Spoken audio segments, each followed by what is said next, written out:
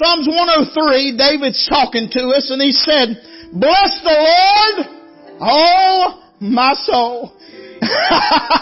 My Bible teacher in Bible college told us that our Bible will talk to you. You said, "Well, how do you get it to talk to you?" You ask it questions. Talk to me now. I said, "David, who are you talking to?" He said, "I'm talking to my soul." He said, "I'm talking to my inner man." Talk to me now. This ain't the first time that David has encouraged himself in the Lord. I'm going to tell you something. We tried to be there yesterday for the Morgans, but here in a month or so, they're going to Africa and we're not going to be able to be there. Are you listening to me? I was talking to a preacher friend, and you know him. I'm trying to get him to come to your meeting this week because he's going through pure hell. And every day this week I talk to him 2-3 hours a day, going through hard things at his church. Well, Thursday I went with my children and I set my phone down because they hear enough one-sided conversations. Talk to me now. Sister Atkins, I don't want to do everything I'm doing and lose my children.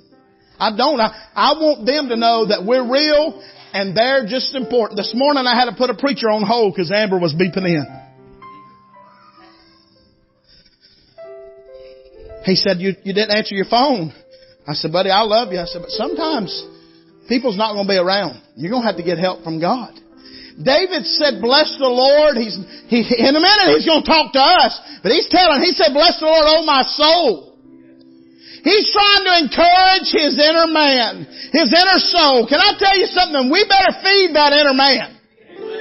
I know today's society and culture, and they try to make everything racist. But the old preacher told me when I was a boy that there's a white dog and a black dog living inside of you. Whichever dog you feed more is the dog that's going to win. Talk to me now. And our problem is everything we do appeals and feeds our flesh. We better start feeding that inner man. David is trying to encourage and to inspire, and he's requesting his inner man to bless the Lord. He said, "Bless the Lord, O my soul, and all that's within me. Bless His holy name." He is requesting, "O my soul, and forget not." He said, I went requesting. He said, but now I'm requiring. I'm requiring. It's a requirement that I'm going to bless the Lord. I looked up that word forget, and it means a lapse of memory causing one to wonder. To forget. Lapse of memory causing one to wonder. I thought of the old song, "Prone to Wonder." Lord, I feel it. Prone to leave the God I love. You know, many times when we wonder, no doubt sin is involved sometimes in our life. Sometimes the reason why we wonder is because we forget. Are you listening to me? We forget to bless the Lord. He's talking to a preacher friend and he's studying this thing of being poor in spirit and rich in spirit. And by the way, it has nothing to do with money. It has nothing to do with money. Being poor in spirit and rich in spirit. A rich spirit wakes up in the morning and says, "God, I don't need to talk to you today. I don't need you to talk to me today. I've got this day covered." Until something bad happens. And real quickly you'll get in poor in spirit. A poor spirit wakes up and says, "God, the songwriter had it right. I can't walk without you holding my hand. God, I can't function. I can't do nothing." There's a requirement to bless the Lord. And so we see a request, we see a requirement, and then we see a reason. David said, if you're wondering what is the reason to bless the Lord, he said, "Who forgiveth all thy iniquities." Who healeth all thy diseases. Brother Dean said this verse, "Who forgiveth all thy iniquities," covers everything on the inside. Who healeth all thy diseases covers everything on the outside. He said he covered everything in that one verse. Who satisfy thy mouth with good things. I like verse 4, "Who redeemeth thy life from destruction, who crowneth thee with loving kindness." David had learned some things. Was it Paul that said, "In whatsoever state I am, therewith to be content"? I was filling in for Brother Kelly Runnels, April the 2nd. He went and preached at Fundamental, our home church. He didn't realize it was Brother Colton's first Sunday out. He about canceled going down there, but it was good for him and the church. Can I say something? It's good for you sometimes that he's not here, and it's good for him that he's not here. That ought not be all the time. Can I get a witness? So I was there, and it blew out that Sunday night, and I told him, I said, you ought to be proud your people can go to church without you. He said, well, that hurt my feelings. And his daughter, Rachel, stood up to testify. And she, just like that for a second, she said, I'm just satisfied. She said, I'm satisfied with my husband. I'm satisfied with my child. She said, Lord, I'm satisfied. And son, that place come unglued. David had learned. It's not about mountaintops and valleys. It's learning to be content where you are. David said this. He declared, his resolve was this, that he not only blessed the Lord when he had bread to eat, but also when he was hungry and could not find no bread. The three Hebrew children said it like this. They said, our God can deliver us, but if not. Job said, though he slay me, yet will I trust him.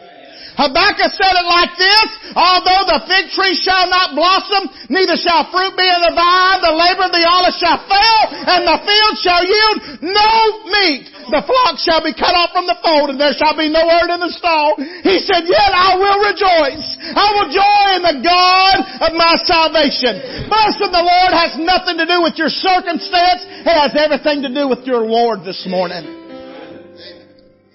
David is telling you, he's requesting that you bless the Lord.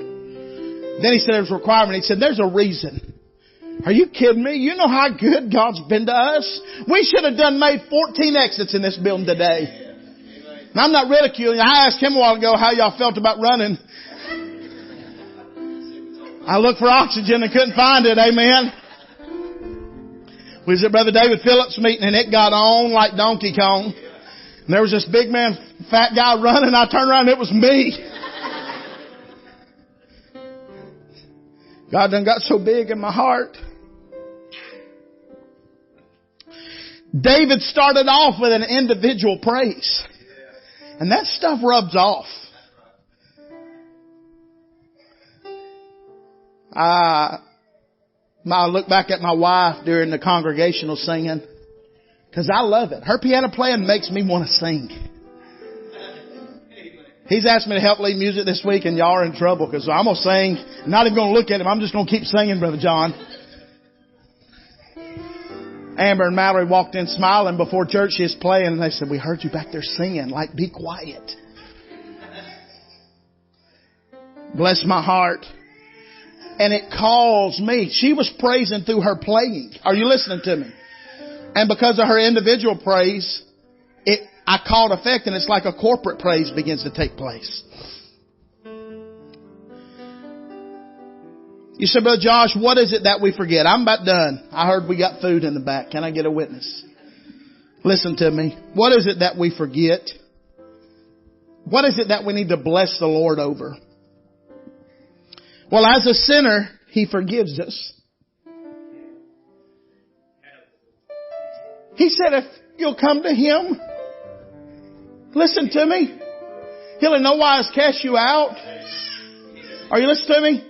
He forgives us. The old preacher said if you'll cover your sin, God will uncover it and tell everybody. But if you'll confess your sin, He'll cover it and He'll not tell nobody. As a sinner, He forgives us. I'll be honest with you, I got in the hotel last night. Y'all know, I know it's hard for y'all to believe, but my spirit gets raw sometimes. We travel 9 hours in the car yesterday. I probably said some things to them and her. Amber told me she was going to buy me a shirt, Brother John, that said, while setting up the camper, please hold nothing against me.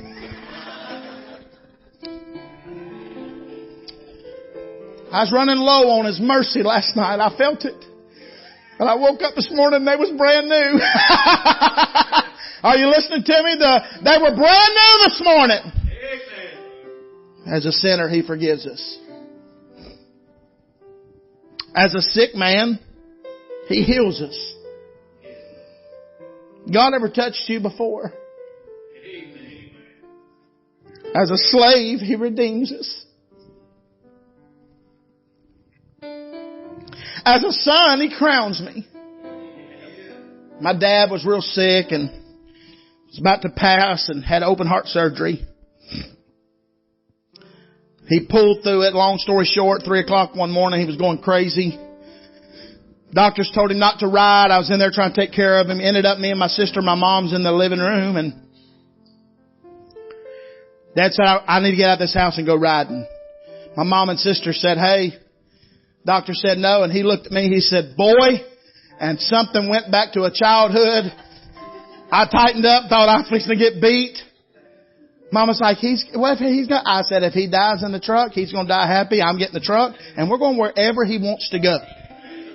So I loaded him up in the truck, and it was an ordeal, and he's crying. He thought he was going to die. I was riding down the road, and he reached over and grabbed my arm. He said, boy, I'm proud of you. I ain't joking. I sideswiped 3 mailboxes. Ain't bothering me. You pinch them, slap them, it don't matter. It ain't going to bother. Give them what they want. Give them a Snickers. Amen. As a son, He crowns me. Listen to me. And as a saint, He satisfies me. I'm satisfied this morning. God's been so good to us. We got a little double-wide trailer sitting on 12 acres in Mississippi. Somebody said, now, but y'all got land. Y'all going to build a house? I said, no, I got a mansion. They said, where? In Louisiana? I said, no, in heaven.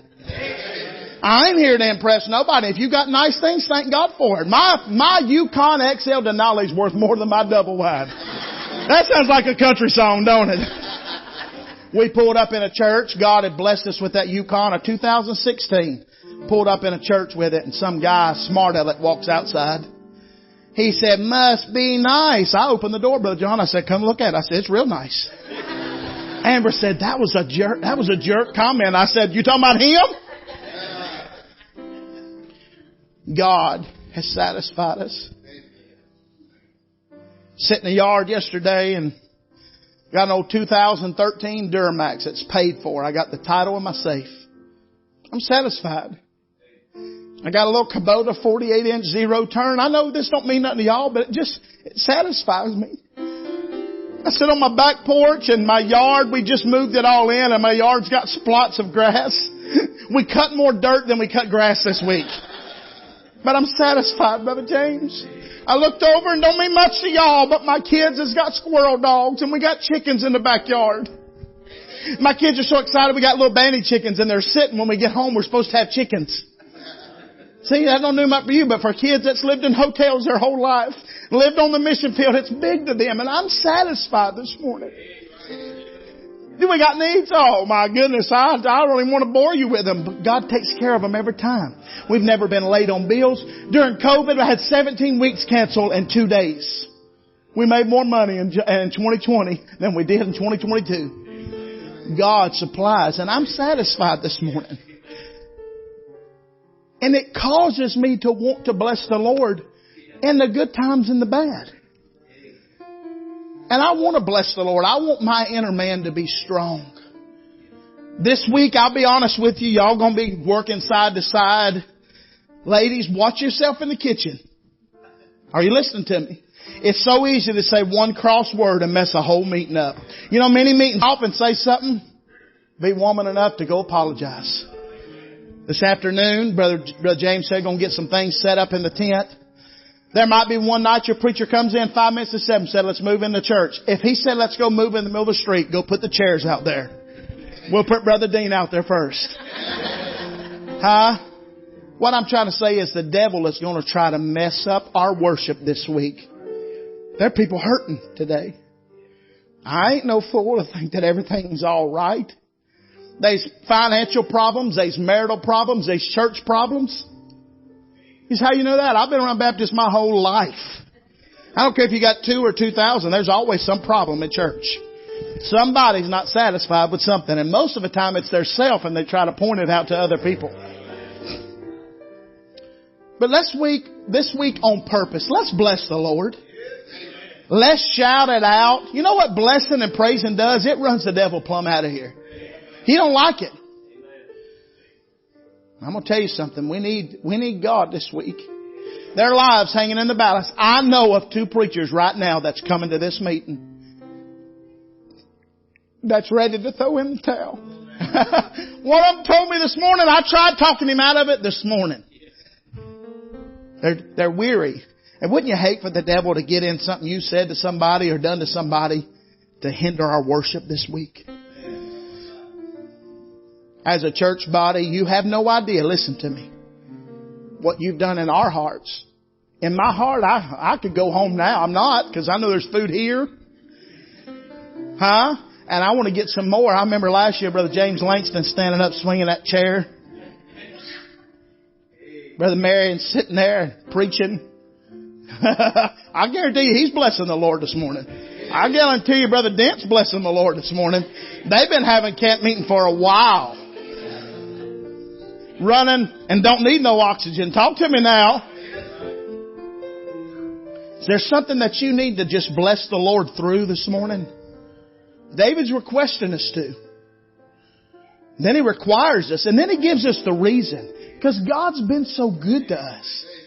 You go home this afternoon, there's no church, verses 3 through 22, and read the reasons that David said, bless the Lord. Don't let nothing hinder your worship this week. Lord, probably rambled this morning, I don't know, God. Feel scattered, but God, I feel like I've done what you've asked me to do. I'm not here to impress these people. God had messages that were polished and Lord, it's not what you wanted this morning. Somebody, God, needs to bless you through a storm today. Needs to shout through a storm, through a difficulty, through hard times. There's some people that everything's going fine. Lord, help them get what they can while they're here. The old preacher said we're either going in a storm in the middle of one or coming out of one. Lord, there's always trouble and always difficulty. But we're thankful, God, that you're always faithful. You're always merciful. You're always graceful. You're always loving. You're always kind. And we bless your name for it this morning. Thank you for who you are and what you do. Thank you for these people, Lord, and how this well of water has given me a drink one more time. Thank you for these people that's been so faithful to you, God. Lord, I pray that you'd help us this morning. All standing. Let's all stand, whatever preacher wants to do this morning. You follow the Lord, you might need to bless the Lord this morning. Preacher.